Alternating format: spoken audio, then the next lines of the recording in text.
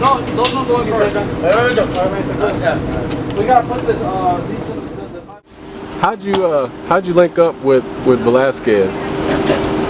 Actually, my friend Lorenzo, he has a show, and you know, he knows a lot of people, and he just kind of told me, hey, what would you think about a mural or something, a Vergil? And I said, I mean, if you guys think it, he goes, well, my friend Juan, he did Vanessa's painting in Fort Worth, one that got a lot of exposure, and he goes, he did one for her because he you know, of course, the time of what had happened, you know, just to remember her and stuff. So he said he's a fan of Vergil and would like to do one of Vergil. And so you know, they told me that they were gonna look for a wall, and they posted on Facebook. And you know, if anybody was willing to give a wall for Vergil to paint his mural on there, and he said he had actually a lot of responses.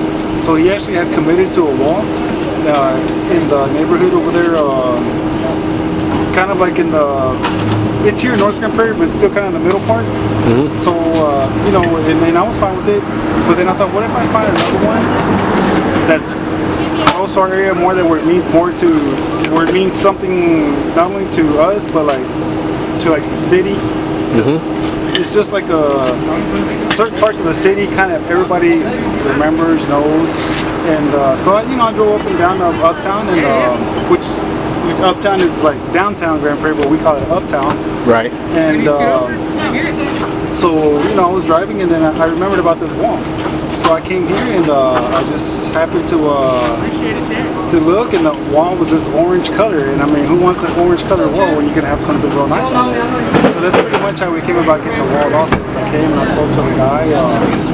I figured this would be a perfect location because, I mean, Grand Prairie High School is right beside it. That's the school that he went to. That's the school that I went to. This road right here is actually my son's route where he runs. He actually runs down this road. This is the road that he runs from my house. You know, all the way around down 30, down 161, back to the house. That's the racetrack we run and train as he was a little boy. Hell, that building behind you is actually the alternative school I used to go to. I used to literally look out that window at this wall as a trouble youth. Just there, bored. And now I'm out here looking at it in a different perspective. Now I'm looking at it as, you know, something for my son, and something that I always worked for to raise my son on not to grow up and be like the way I used to be. So yeah, now this is what it comes on. It just pretty much goes all the way around in life. That's what happened. That's outstanding, man. I know. Yeah, I'm a father myself, so yeah, I know how that feels when you see your children accomplish something great. And you know, Vergil he's really accomplishing something great for you all, for the family, for the city, you know, for himself, for everyone. Yeah. So basically, and this is crazy that, you know, I used to go to that certain school there. This exact place is where we would come from high school. This is where you were fought. This is the exact place right here. So who would think that, you know, this, and then you know, so the mural is pretty much that's my son when he was younger. And actually, I was in that picture. I was actually right there on the side of him. I still remember that day. I can remember all my son's fights, where he fought, who he fought, how he won, what he did. It's just things that I paid. It's just one of those things I was very, I guess you could say, obsessed with, or very paid attention to and stuff like that, because that's how I built my son. But right there, he was actually sparring, and he was watching Roberto Marroquin actually spar.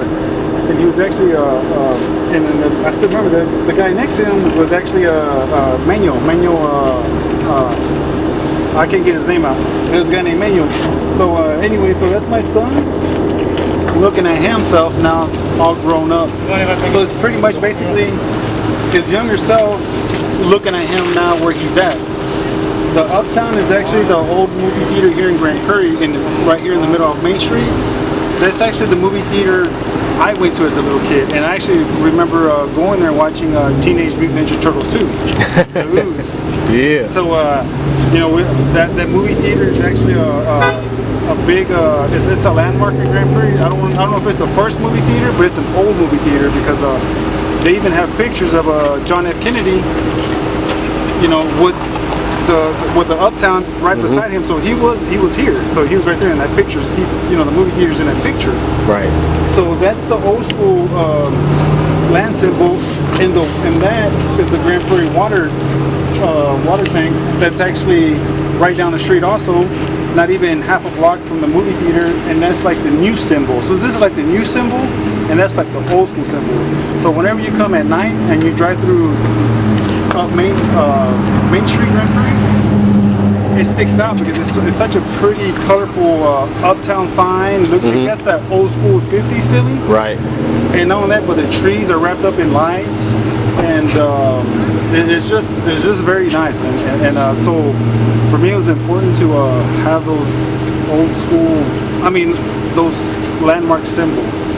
And you know, I'm just happy to have someone like Juan, you know, who's evidently you can tell is very good at what he does. Very talented. Very, very, very good, very great at what he does, and for him to bring out, you know, the meaning of what Grand Prairie is, and really, you know, this is just a young, normal kid from Grand Prairie that is just works hard and just shows how much if you work as hard as you do and want it as bad and work as hard as you want it, that anybody can make it. I mean, we're just from Grand Prairie. People probably don't even know ever heard of that city in Dallas. They just hear Dallas or Fort Worth, but you never heard Grand Prairie. So yeah, so that's pretty much it.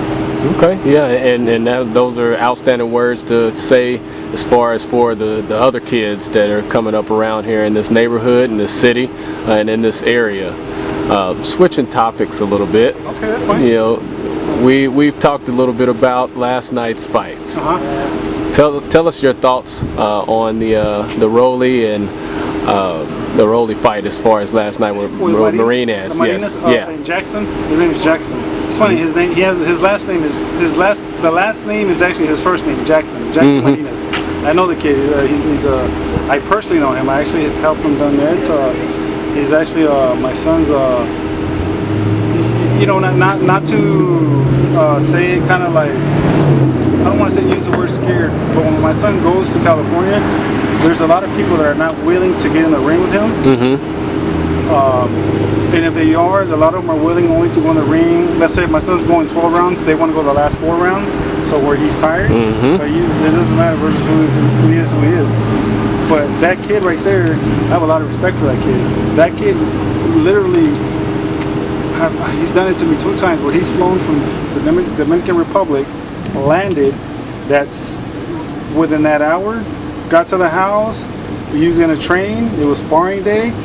He's been like the only one that would literally get off the plane, put his stuff on, and go spar my son off the back. And he's lighter, and he's a lighter kid. So you know, I know how hard he works, I know how good he is, I know how slick he is. When I saw that he was gonna fight Robles, I knew he was gonna school him. I said, he's gonna school this kid, and I was actually gonna write it, but I normally don't like to write that stuff early because I feel like you can jinx it. Right. And no, yesterday the fight, you know, when I saw it, I knew Marinez what he was gonna do. He was gonna take risk, calculated risk, but not a bunch of risk. I knew he was gonna jab him. I knew he was gonna turn him, go under him. You know, I knew that Rollies was trying to play a little dirty once he got frustrated, which I knew but I knew he was going to frustrate him. I just knew it. I know this kid. This kid's too talented not to dance circles around him. Again, he spars against my son. My son's a bigger kid. So if he could do certain things with my son, he could definitely do a whole bunch of more stuff with that guy. So yesterday, you know, they gave him the unanimous decision. And I personally think it was an embarrassment to boxing. I think those judges should be investigated. It was nowhere close. The commentators, when they announced the other guy, when they said 118-10. Yeah, 118-110. They were dumbfounded. They were speechless. Again, somebody that's in this sport, like me, it doesn't. It still surprises me, but I'm not surprised. But it still surprises me because you know, that stuff like that shouldn't happen. If it's a close fight, it's different. But you know, people don't understand. Like they can say, oh well, he'll get over this and that. Look, this kid's from the Dominican Republic. They already don't have money there. This next fight, if he would have won, which he did, if he would have gotten the decision, the next fight he could have been fighting for a world title for, let's say, $100,000. You know how much money that is in the Dominican Republic? That is a lot of money. So now this kid has to go home with a loss, knowing that he won with a limited amount of money, because I'm sure they didn't pay him a lot to go against this supposedly knockout artist that is not a knockout artist. You know, gets robbed. He has 3 kids. He has a wife. He's married. He's 29 years old, so he doesn't have much room to lose. And now they put him, when in boxing, when you lose, you don't just lose, you go back 5 or 6 steps back. Because then you got to try to come back and see where you're at. Then you got to try to look okay in a fight. Then you got to try to, okay, you got to beat this guy to possibly get a chance to beat this guy, to be a contender, to get a belt. That's like 5 or 6 steps. So, you know, they're playing with people's lives. They're already playing with people's lives because they're going in there to fight. You know, anybody can die, and now they're screwing people like this.